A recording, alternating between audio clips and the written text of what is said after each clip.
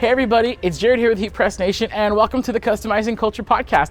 Now, as you might notice, we're on a different set, and we have some special guests here, the machines. But even more special than the machines is I have here our friend Corinne Blackstone. How you doing? I am so good. How are you? I'm doing really good, thank you. Thank you for taking the time to sit down. Thank you for having me. I'm so excited. We're in the Honolulu heat right now, so if you see me glistening, this is just the glow of heaven.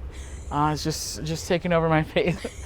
But how you doing? How you enjoying the event so far? It is wonderful. It has been so fun. It's been so great getting to meet the faces that I see on the internet and putting them, actually in real life. It's been great. Yeah, it's like, where else are you gonna find like your favorite craft influencers all in the same place? Exactly. And get to talk to them. Everyone's so cool here. Everybody is so wonderful, so welcoming, so sweet. It's been great. Yeah, so we cat's out of the bag. We're here. You can see this is a Silhouette Cameo 5 Plus. As you can see in the background, Silhouette we're at Silhouette Summit, by the way.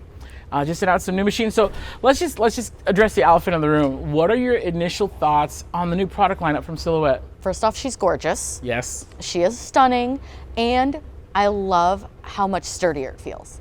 Yes. I absolutely love it. I'm so excited to start making with it and getting to know the machine. And I'm so excited for the new tools. Oh, there's just so much. Yeah, they had me at Faster, Quieter. Yes. So we're not going to do it. We have lots of videos available.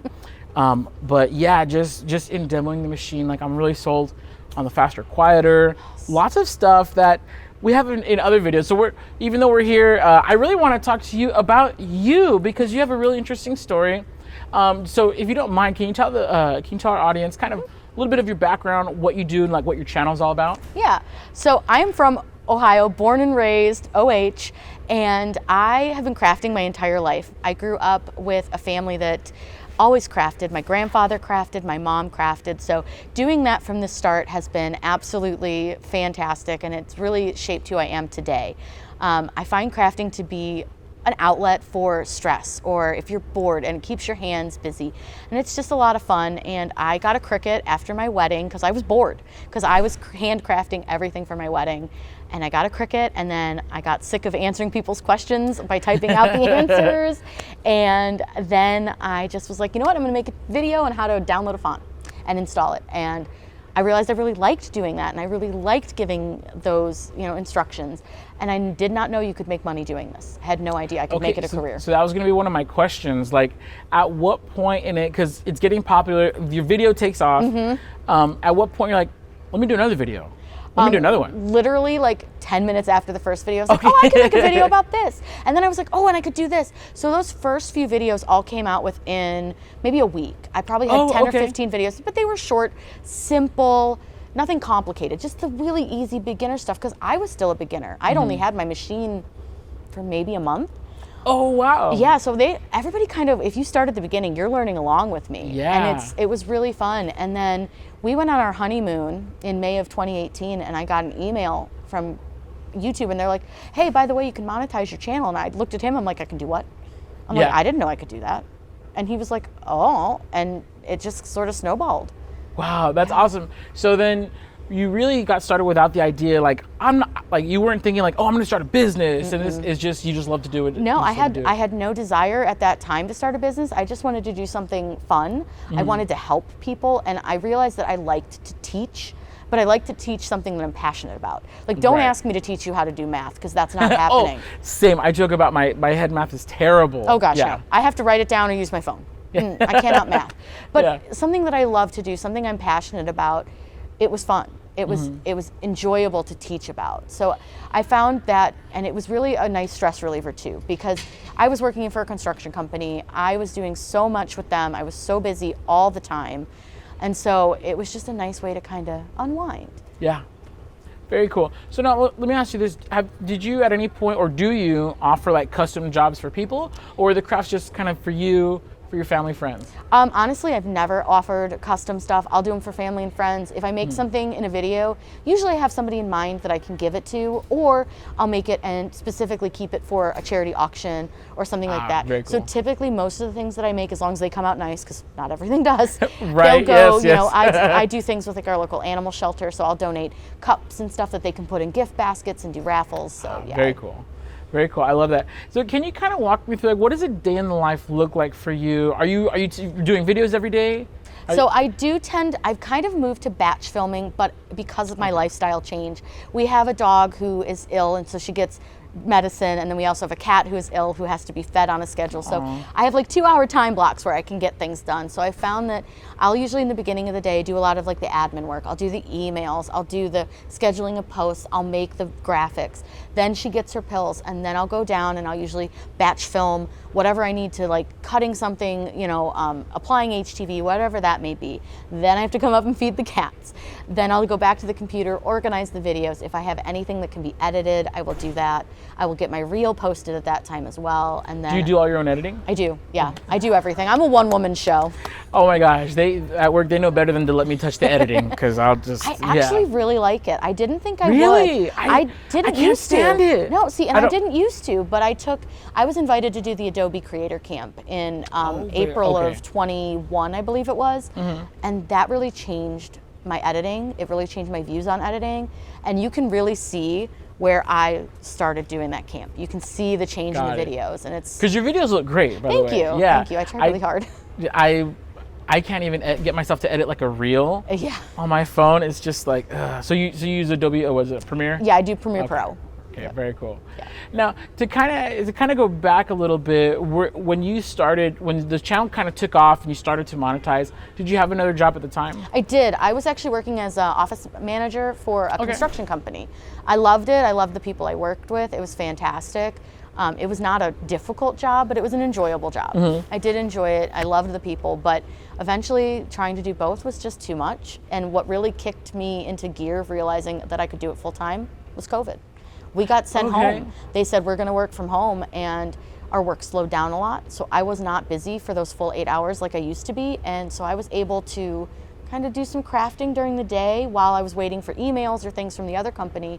And I realized now that I'm focusing even more on this, I am making more money. I am happier. You're seeing that return. Yeah, and I started to get really unhappy, and I realized it, and I really didn't want to do that job anymore. And I sat my husband down on the porch, and I said, I have to discuss it with you. I'm unhappy, and I want to quit. Yeah. And he said, can you? And I said, yeah. I'm like, I can absolutely quit. And he said, okay, do it. That's awesome. Yeah, he was so supportive. That's really cool. I think that's kind of the dream, is to be able to take something that you're passionate about and actually get it to a point where it's supporting you financially. Like that's really cool. Was there like a weight that got kind of lifted off when you were able to just focus on your passion? Absolutely. I felt just so much lighter, happier. I didn't feel so stressed. It was hard doing both, having to like keep your mind set on one thing when you really wanted to be doing something else. Yeah. So it was definitely worth the stress and all of that. But yeah, it was really scary though. And I say that it's terrifying because you're taking away something that you're guaranteed. You're guaranteed a paycheck to something that you're like, it's all on me, and if I screw up, it could all blow up in your face. So now, how do you feel like? So you're full time, your own business. How do you feel like that affects your work-life balance? Is it different managing that than when you had like a regular 9 to 5? Oh yeah, it was definitely way different. We used to live in a pretty small house, and that was hard because my office was right across from our bedroom. I saw it. I always felt like I had to be there doing something and working on it constantly. And that was really hard. And I started to get unhappy, and I said, you know what? Let's move. I'm like, we don't want to live here anymore. Neighbors were getting kind of bad. They were just annoying. I was like, we don't have a lot of yard.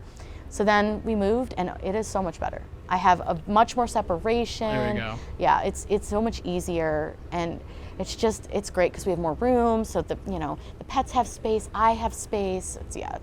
Do you find that it's hard? Because I find this, right?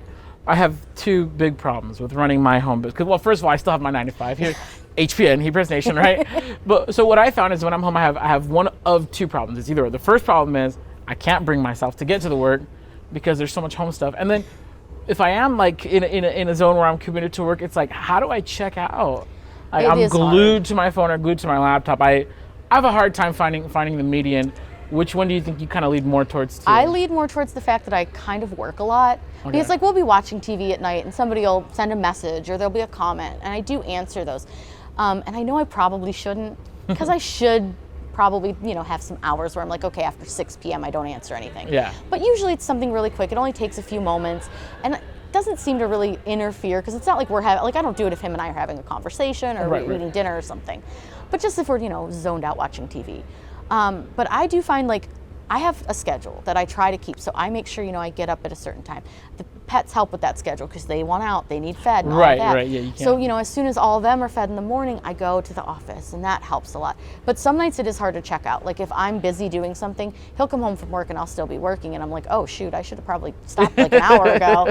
But it's definitely hard, but having a schedule makes a big difference. That's good. What would you, if you have to give some advice to people who are still sorting out the whole work from home, work for myself thing, like do you have any key tools that you incorporate that you want to share with us? I would say really a big key tool for me is to really, if you just look inside your heart, if it's something that you're really passionate about, you'll make it work. But definitely work on making yourself a schedule, even if it's just saying, okay, I need to be starting my job at 8, so I need to be doing, whatever I do. Let's say you crochet, you want to start crocheting at 8. You want to start doing crafting, you want to start working with your Cricut, 8 o'clock. And then make sure you set yourself a time to take a 30-minute break for lunch, for a walk. Try to get outside a little bit. That makes a big difference. It's just, taking those breaks. Go touch some grass. Yeah, touch some grass, breathe some air, it's fine. Got it. Now you've actually done really well on YouTube. Thank you. I'm impressed. You're at last I think 164K. No. 246. 246. See, I knew I was jumbling some numbers. Again, bad math, right? Numbers don't work for me. I don't really pay attention to them too much. So 246K. That's nothing to balk at. Yeah. I mean, that's actually a really solid accomplishment. It's crazy. You should be proud. Thank you. So what do you have, because I know one thing that's very popular that I've come across is a lot of our customers, they want to know hey, how do I start a channel? How do I get this? And I'm like, well, first of all, get yourself an editor, because me, I feel so spoiled because we do have an editor and we do have camera, and so I'm super spoiled, so I feel like I'm the wrong person to ask. to be completely honest, not trying to be false modest or anything, I kind of feel like I'm the wrong person to ask because I do this. I love it. Don't get me wrong. I 100% but you have a different love it. Perspective. I have a different perspective, and it's just a little bit more corporate. It's Yeah. still authentic. I don't pitch things I don't like. Oh yeah. But I guess I have a little bit more resources, right? You do, yeah. Than the average startup. Yep. So you're bootstrapping from just nothing. You're just hey, I have an idea, and you take off with that. What kind of advice do you have for people who are kind of following in those footsteps? My biggest advice is honestly, first, just go for it. Go for it. Love it. So there's millions of people on YouTube, and a lot of people are like, oh, I'm afraid that somebody's already doing that. So what? They're not you. Yes. They're not. Yes. They're not Jared. They're not Corinne. They're different. So they're going to have a different perspective. They're going to show something differently than you would. Yeah. So first off, just do it. Even if you're nervous, you do it. You can always delete it later if you want to. The first one's gonna be bad. Oh yeah, my first one's terrible. Let's be honest. Yeah, we leave my first one up just to keep me humble because Same. it's terrible. But of course, it's one of my most popular. It's the most no, embarrassing. not mine. And then the next thing is consistency. Oh, that's really good. Whether you want to post 1 video a month or you want to do 2 videos a week, post consistently. Your audience wants to know when to expect a video from you. And usually once you build that audience and they kind of know, you can change it. You can maybe say, you know what, I'm really busy this month. I don't have time to post a ton of videos. Maybe you're going on vacation. Maybe you've got kids stuff, whatever it may be. You can always just post a quick little reel and just say, hey, I've got stuff going on, but I'll be back. Yeah. And people will understand that. But it's at first very consistent needs to be. Got key. it. And even if it's shorts. I've heard some people say, and again, I have a different perspective on it. Some people say if you're just getting started, bank a few videos first, or do you say yes, bank a few videos, or just get one out? Honestly, I'm a get one out, and then if you have time, cool. you can bank, but don't stress yourself out if you can't. If you're not somebody that can sit down and film 3 videos, and you can't have those in the back pocket, it's okay. Don't stress about it. Don't make this stressful. Don't worry about the likes. Don't worry about the comments. You can, again, delete stuff. You can block people. Because that's a lot of what I hear too is, well, I'm afraid people will be mean to me. Listen, the internet's a mean place. Let's be honest. The internet's not the best place to be sometimes. Yeah. Now, I've been really blessed. I've only had a few people and none of the comments are that mean. I had somebody tell me my hair was weird once, which was funny. I have people come for my mustache every now and then. How rude. Rude. But it's like you laugh Whatever. about it and you delete it. And I Yeah. always tell people, I'm like, yeah, you're going to have somebody that's not going to like you, but that says more about them than it does about you. So true. Yeah. So true. Yeah, very, very cool, very cool. So now, before we let you go, of course, I have to ask, like, what are your plans for the new machines? If you have to pick one. So we got Cameo 5, Curio 2, Portrait 4. Which one are you picking up? I really want the Cameo 5. Okay, 5. And this is the 5 Plus, by the way. This is the 15-inch model. But I'm going to need people to tell me what color because I can't decide. Oh, I already picked the Darth Vader. The I'm Darth torn. Vader Black. I'm torn between the Darth Vader Black or the marble. I think that marble's so classy. It is cool. Okay, here's the thing about the marble. You could probably get a sticker. You could. But I'm a blinger. Have you seen my crickets? They're all Yeah. blingy on top. So I'm like, you're gonna bling yours anyway. I think I might. So that's Okay. why I'm like, I might just do the black and then put the bling on it. Yeah, no, mine might. Oh no, I have one sticker on it. I shouldn't have. For some reason, I don't like, cause like I don't like when the Cameo looks like a skate shop. It's Yeah, just no, I don't like that. all stickered out. I have No. like 1 or 2 stickers, and I'm like, that's kind of ugly. Shouldn't have done that. So my Darth Vader Cameo Plus. That's no, it's gonna be clean and sticker free. I love it. Yeah, very cool. I'm definitely a clean and sticker-free kind of person. I like a good. clean look, except for the bling, because I think that's still Well, clean. the bling is still clean. Yeah, it just sparkles. Bling is still clean. Yeah, we'll get it out. We'll get it. Edit that. Yeah. Yeah. But I'm most excited, I think, for this because I feel like for my followers, Mm-hmm. this is going to be something that does a lot of what they already do, but does it better with better Yeah. software, with a better machine, with a quieter machine, and a Yes. quicker machine. Yep. So I think that's going to make kind a of- big difference. What kind of projects do you kind of foresee working Oh, on? I mean, I love doing like vinyl decals and I love layering. I'm obsessed. Yeah. I love to layer. So I want to do something bigger. I want to try doing like a big, like I'm talking like 12 by 12 big layered project. one time. Nice, And I okay. think this would be really fun to try it on, especially with the new technology, with the, what is it, IPT. Oh yeah. I think that's going to be cool. That's a game changer.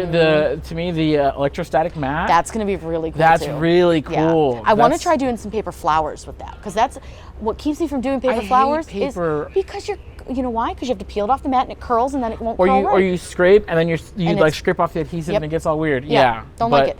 But I'm excited to try that with the electrostatic mat because I Yeah. think it's going to be really easy that way.